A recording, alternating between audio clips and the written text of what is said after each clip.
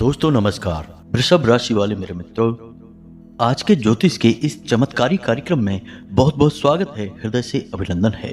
माता रानी आपकी हर मनोकामना पूरी करें, ऐसी हम आपके लिए कामना करते हैं। दोस्तों, कुत्ते को खिला दो बस ये एक चीज और आप देखेंगे कि पूरी दुनिया आपके सामने बदल जाएगी। हर एक काम में आपको कामयाबी मिलेगी और आपका दुश्मन भी आपके सामने घुटने टेक देगा। जी हाँ दोस्तों, होगा कुछ ऐसा कि आप जिस भी काम में हाथ डालेंगे आपको दिन दूनी रात चौगनी तरक्की प्राप्त होगी। और इससे भी बड़ी बात यह है दोस्तों कि आपके रास्ते में आ रही रुकावटें और अड़चनें अपने आप हटने लगेंगी। अब आपके मन में प्रश्न अवश्य आ रहा होगा कि ऐसी कौन सी चीज है जिसे हम कुत्ते को खिलाएं और कुत्ते को ही क्यों खिलाएं। तो दोस्तों बिल्कुल भी फिक्र ना करें, हम आपको हर एक बात विस्तार से बताएंगे।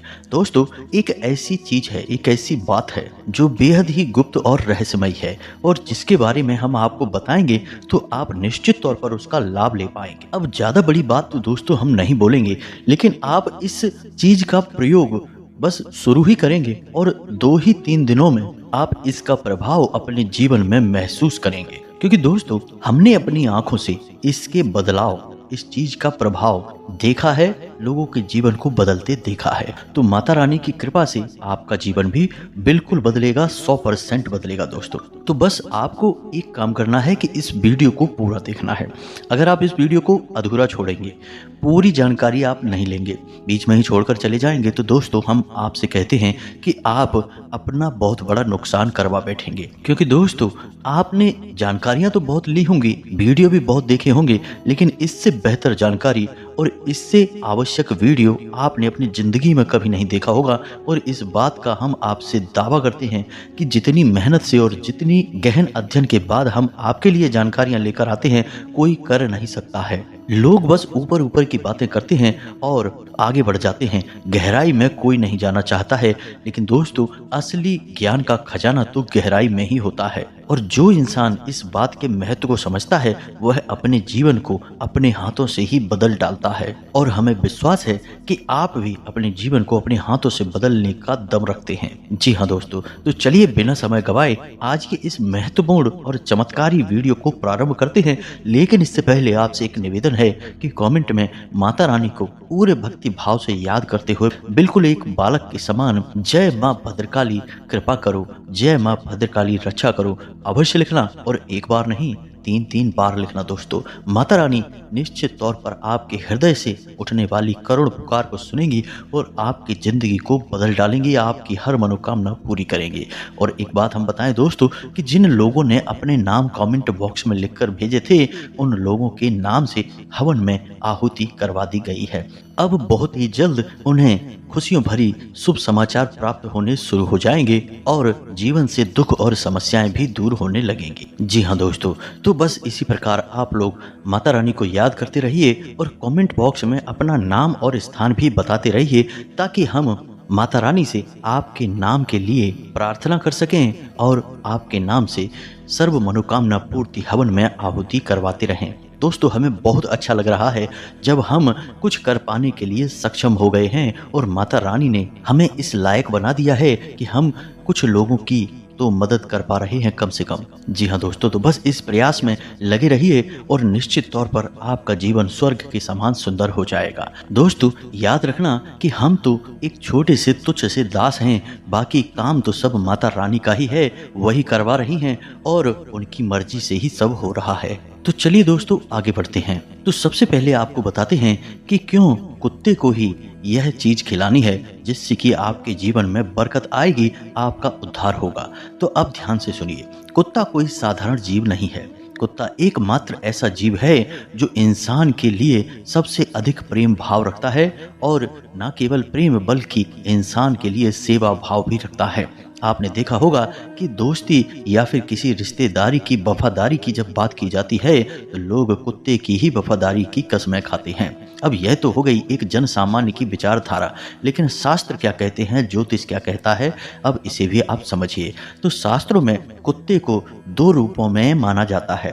पहला रूप कि कुत्ते पितृ पूर्वजों की ऊर्जा को धारण करके घूमते हैं और दूसरे रूप में कुत्ते को काल भैरव का वाहन और उनका सेवक माना जाता है। ज्योतिष शास्त्र में भी कुत्ते को शनि देव का, साथ ही साथ केतु का वाहन माना जाता है। तो दोस्तों, देखा जाए तो कुत्ते का महत्व बहुत अधिक है। इसीलिए प्राचीन काल से ही लोगों में कुत्ते पालने का चलन है। आपने देखा होगा कि लोग अलग अलग तरह से कुत्तों को पालते हैं, और ना केवल उसे पालते हैं बल्कि उसे अपने घर का एक सदस्य भी मानकर चलते हैं। अब ऐसा माना जाता है कि जिस घर में लोग कुत्ते के साथ प्रेम भाव से रहते हैं, उस घर में भगवान भोलेनाथ के साथ साथ माता पार्वती की भी पूरी कृपा रहती है। इसी के साथ साथ जो क्रूर ग्रह हैं, जैसे शनि है, राहु है, केतु है, इनकी भी कोई भी नकारात्मक ऊर्जा, इनका कोई नकारात्मक प्रभाव उस इंसान को या उस घर में नहीं रहता है। तो अब इसका मतलब यह नहीं है कि हम आपसे यह कह रहे हैं कि आप कुत्ते को पाल लें।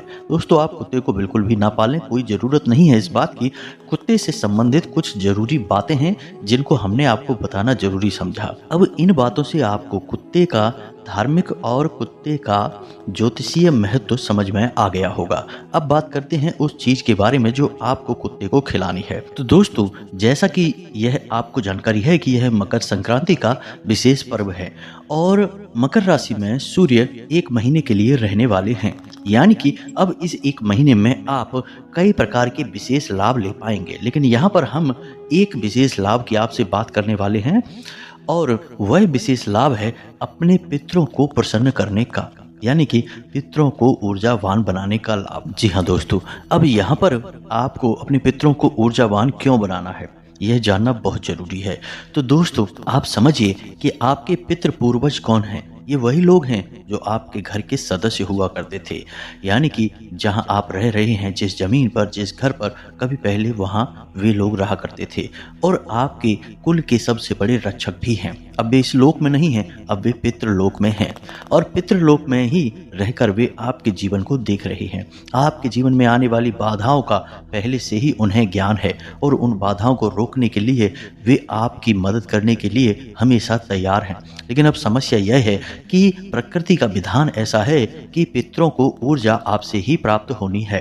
अब आपके द्वारा किए गए कर्म से पितृ आपसे नाराज हो सकते हैं या प्रसन्न भी हो सकते हैं। अब पितरों के नाराज होने को कहते हैं कि आपके पितृ शक्तिहीन हैं, और प्रसन्न होने को कहते हैं कि वे ऊर्जावान हैं। जी हाँ दोस्तों, अब यदि आपके पितृ ऊर्जावान हैं, तब तो आपके जीवन में कोई समस्या नहीं है, केवल और केवल उन्नति और आपके जीवन में बरकत आएगी। लेकिन यदि आपके पितृ आपसे नाराज हैं, यानी शक्तिहीन हैं, तो वे चाहकर भी आपकी मदद नहीं कर पाएंगे। अब पितरों का नाराज होना कोई ऐसी बुरी बात नहीं है कि वे आपको कष्ट पहुंचाएंगे, आपको पीड़ाएं पहुंचाएंगे। आपके पितृ आपको पीड़ाएं क्यों पहुंचाएंगे, लेकिन वे आपकी मदद भी नहीं कर पाएंगे। वे बस दूर से बैठे आपको पीड़ाएं सहते हुए देखेंगे, आपकी कोई मदद नहीं कर पाएंगे। तो अब ऐसे में आपका यह धर्म बनता है कि आप अपने पितरों को भोजन दें, उन्हें ऊर्जावान बनाएं और उनकी सेवा करें। जी हाँ दोस्तों, यह आपका धर्म है, क्योंकि आप उनके वंशज हैं। तो यदि आप ऐसा करते हैं तो आपकी रक्षा करना उनका धर्म बन जाएगा, और फिर आपके हर एक काम में कामयाबी दिलाना, आपकी बाधाओं को हटाना और आपके जीवन से हर एक मुसीबत को दूर करना उनका धर्म बन जाएगा, और वे स्वेच्छा से इस कार्य को करेंगे। अब कुछ लोग इस बात को इतनी गंभीरता से नहीं लेते हैं। वे बस श्राद्ध पक्ष में 15 दिनों के लिए पितरों को भोजन वगैरह, तर्पण, पिंडदान वगैरह करवा के और सोचते हैं कि बस वर्ष भर के लिए उनका काम हो गया। लेकिन दोस्तों, ऐसा नहीं है। हमें अपने शास्त्रों को समझना चाहिए। हमारे शास्त्रों में वर्ष भर पितरों को ऊर्जावान बनाने के विधि विधान दिए गए हैं, और ऐसे में यह संक्रांति का जो पर्व है, इस पूरे महीने आप कुछ ऐसी क्रियाएं कर सकते हैं जिससे आपके पितृ पूर्वज हमेशा हमेशा के लिए ऊर्जावान बन सकते हैं और आपकी मददगार भी बन सकते हैं। जी हाँ दोस्तों, तो इसी कार्य के बारे में आज हम आपको बताने वाले हैं। अब हम आपको जो बता रहे हैं उस बात को आप ध्यान से समझिए। आपके पितृ कहाँ रहते हैं? पितृलोक में रहते हैं। वे इस धरती पर विचरण करने के लिए आते अवश्य हैं, लेकिन उनका निवास पितृलोक में है। और शास्त्रों की माने तो पितृलोक जो है वो सूर्य लोक के नजदीक है, और सूर्य भगवान पितरों के स्वामी हैं, उनके रक्षक हैं। और जब पितरों को अपने वंशजों से मिलने के लिए जमीन पर आना पड़ता है, तो वे सूर्य की किरणों पर ही सवार होकर, उनकी किरणों में समाहित होकर ही पितरों की ऊर्जा धरती लोक पर आती है। तो अब यहाँ पर पितरों का संबंध सूर्य से भी बनता है और कुत्ते से भी बनता है। वैसे तो और भी जानवर हैं जिनसे पितरों का गहरा संबंध माना जाता है, लेकिन कुत्ते से सबसे अधिक संबंध माना जाता है।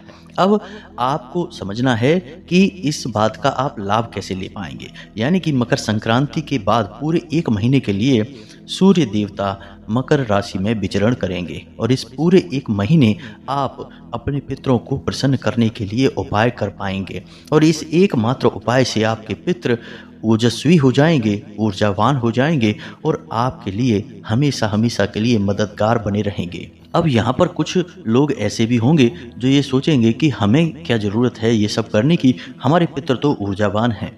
तो दोस्तों हम आपको बता दें कि जैसा कि आज के समय में लोगों का जीवन हो गया है, लोग एक दूसरे से कोई मतलब नहीं रखते हैं, परिवार में रहते हुए भी आपस में बात करने का समय नहीं है, भागदौड़ भरा जीवन हो चुका है।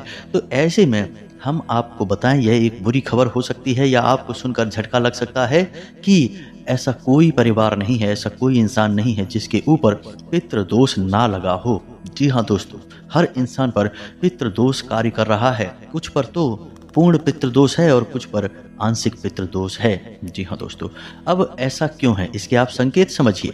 आजकल आप देख ही रहे हैं कि जो बच्चे हैं अपने से बड़ों का ना तो सम्मान कर रहे हैं और ना ही उनकी बातें सुन रहे हैं, यह भी पितृदोष का ही लक्षण है। दूसरा कि घर में किसी न किसी बात को लेकर हमेशा क्लेश बना रहता है, नकारात्मक ऊर्जा घर में हमेशा वास करती रहती है। धार्मिक अनुष्ठान की यदि लोग प्लान करते हैं कि कोई कार्य करवा लेते हैं, लेकिन उसमें बाधाएं उत्पन्न होने लगती हैं, काम बनते नहीं हैं और एक सबसे बड़ी बात यह है कि घर में कोई ना कोई व्यक्ति हमेशा बीमार बना ही रहता है। ये सारे लक्षण जो हैं वो पितृदोष के लक्षण ही तो हैं। अब वैसे तो पितृदोष के और भी बहुत सारे लक्षण हैं, संकेत हैं, लेकिन कुछ के बारे में हम आपको बता रहे हैं। आप ध्यान से सुने। पैसे की आवक ठीक तरह से नहीं होगी, बनते कामों में बाधाएं उत्पन्न होंगी, समाज में मान सम्मान में कमी आएगी और जो भी कार्य करने चलेंगे उस कार्य में बहुत सारी रुकावटें उत्पन्न होंगी। काम ना तो बनेगा और यदि बन भी जाएगा तो समय से पूरा नहीं होगा। तो अब जिन लोगों पे आंशिक पितृदोष है उनके घर में ये संकेत जो हैं वो कम दिखाई देंगे या हल्के फुल्के दिखाई देंगे, लेकिन इसका यह मतलब है कि यदि ये संकेत दिखाई दे रहे हैं तो पितृदोष तो है, और यदि पितृदोष है तो वह आज आंशिक है तो कल पूर्ण भी हो जाएगा और फिर आप कुछ भी नहीं कर पाएंगे। यानी कि फिर बात बहुत बिगड़ जाएगी और फिर इसके बाद में कई ऐसे दोष बनते हैं जिनका कि निराकरण कर पाना लगभग नामुमकिन हो जाता है। हमने बहुत से ऐसे घर देखे हैं जिनमें लोगों ने लापरवाहियां बरती, बात को ठीक से नहीं समझा और अंत बहुत ही भयानक हुआ। यानी कि एक के बाद एक लगातार घर में मृत्यु होना शुरू हो गई। अब मृत्यु आपके पितरों ने नहीं करवाई है, लेकिन आपके पितृ आपकी मददगार साबित नहीं हो पा रहे हैं। इसका फायदा वे नकारात्मक शक्तियां, भूत प्रेत की शक्तियां उठा रही हैं जो आपके घर में वास कर रही हैं, निवास कर रही हैं। जी हाँ दोस्तों, कई बार हमने ऐसा भी देखा है कि किसी एक घर में हमने कुछ ऐसा उपचार किया कि उनके घर से दोष निवारण के कार्य शुरू करवाए, तो जो भूत प्रेत की नकारात्मक शक्तियां उनके घरों में वास कर रही हैं, उन्होंने इतनी अड़चनें डाली हैं, इतनी बाधाएं उत्पन्न करी हैं कि उनके कार्य जो हमने उन्हें बताए थे वो पूरे ही नहीं हो पाए हैं। जी हाँ दोस्तों, यानी कि बात उनके हाथों से निकल गई है। अब ऐसी स्थिति किसी भी इंसान के जीवन में उत्पन्न हो सकती है, आपके जीवन में भी उत्पन्न हो सकती है, तो इसके लिए आपको सतर्क रहना बहुत आवश्यक है। तो जो बात हम आपको बताने जा रहे हैं इसे बस आपको 30 दिनों तक करना है। जी हाँ दोस्तों, 30 दिनों तक आप इस उपाय को करते रहेंगे और उसके बाद यदि आपके ऊपर किसी प्रकार का कोई पितृदोष लगा हुआ है, चाहे वो आंशिक हो या पूर्ण हो, वह समाप्त हो जाएगा, क्योंकि आपके पितृ ऊर्जावान हो जाएंगे और यह आपके पितरों का ही काम है कि आपके घर से नकारात्मक ऊर्जा को भगा देना।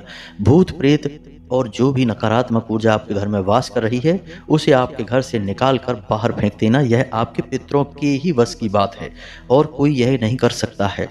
अब यदि आपके पितृ ऊर्जावान नहीं है, क्योंकि कुछ लोग यहाँ पर यह बोलेंगे कि हम तो हनुमान जी की पूजा करते हैं, माता काली की पूजा करते हैं, तो फिर हनुमान जी हमारी नकारात्मक ऊर्जा को भगाएंगे, पितरों की क्या जरूरत है। तो दोस्तों, हमारे शास्त्र इस बात के लिए स्पष्ट निर्देश देते हैं कि जिस इंसान के पितृ पूर्वज उससे संतुष्ट नहीं है, ऊर्जावान नहीं है, उस इंसान की प्रार्थना कोई भगवान, कोई देवी देवता नहीं सुन सकते हैं, नहीं मान सकते हैं। जी हाँ दोस्तों, पहले आपको अपने घर के सदस्यों को मनाना होगा, उनकी ऊर्जा वर्धन करना होगा, सम्मान करना होगा, फिर आपके लिए देवी देवता भी सहायक होंगे। यानी पहले देवता पितृ देवता हैं, फिर अन्य देवता आते हैं। तो आप इस क्रम को समझिए। विधि और विधान को नहीं समझेंगे तो सब काम करेंगे लेकिन कामयाबी किसी में नहीं मिलेगी। फिर आप यही कहते पाए जाएंगे कि हम तो खूब पूजा पाठ करते हैं, फिर भी हमारे घर में क्यों परेशानियां हैं, क्यों क्लेश हैं। कुछ लोग तो यह कहते हैं कि भगवान है ही नहीं, वे हमारी सुनते ही नहीं हैं। तो दोस्तों, आप नियम संयम तो मानते नहीं हैं, पूरी बात समझते नहीं हैं, और आप आधा अधूरा काम करके पूरी कामयाबी कभी हासिल नहीं कर सकते हैं। इस बात को आप अपने दिमाग में बैठा लीजिए। तो अब ये सारी बातें हम आपको केवल इसीलिए बता रहे हैं कि चाहे आपके घर में कोई पितृदोष आपको महसूस होता हो या ना महसूस होता हो, आप इस कार्य को पूरे 1 महीने करना शुरू कर दीजिए। आपको निश्चित ही बेहतरीन परिणाम इसके प्राप्त होंगे। जैसे ही आप इस काम को शुरू करेंगे, 2 दिन के अंदर आपको कोई ना कोई एक अच्छी खबर प्राप्त होगी। आपका रुका हुआ काम बनना शुरू हो जाएगा। जहां आपको बहुत चिंताएं सता रही थी कि अब ये काम कैसे बनेगा, अब कोई मदद कैसे करेगा, कैसे इस कार्य को हम कर पाएंगे, उस सारी चिंता को आप भूल जाएंगे, चुटकियों में समाप्त हो जाएगी। आपको रास्ता दिखाने वाला कोई ना कोई अवश्य आ जाएगा। जी हाँ दोस्तों, मददगार आपके नए नए मददगार आपके सामने आने लगेंगे। तो अब ध्यान से सुनिए आपको करना क्या है। अब हम विधि को बताने जा रहे हैं। तो यह विधि शुरू होगी शाम के समय, यानी कि रात्रि को 9 बजे के आसपास। अब आप इसे किसी भी दिन से प्रारंभ कर सकते हैं। इसके लिए आपको किसी विशेष दिन की आवश्यकता नहीं है। और कुत्ता यदि काले रंग का हो तो सर्वोत्तम है, काला सफेद रंग का है तो और भी बेहतरीन है। लेकिन अगर इस प्रकार के कुत्ते आपको नहीं दिखाई देते हैं तो फिर आप किसी भी कुत्ते को आप इस कार्य में शामिल कर सकते हैं। इसका कोई विशेष प्रावधान नहीं है। लेकिन आपको बस इस बात का ख्याल रखना है कि आपने पहले दिन जिस कुत्ते को अपने इस कार्य में शामिल किया है, 30 दिनों तक आपको उसी कुत्ते को अपने इस कार्य में शामिल रखना होगा। यानी यह नहीं होगा कि आज आपने किसी एक कुत्ते को यह खिलाया, कल किसी अन्य कुत्ते को खिला दिया। ऐसा नहीं होगा, इससे यह नियम बदल जाएगा। जी हाँ दोस्तों, तो अब सुनिए लाल किताब का यह बेहद ही शक्तिशाली उपाय क्या है और कैसे करना है, यह हमने आपको बता ही दिया है।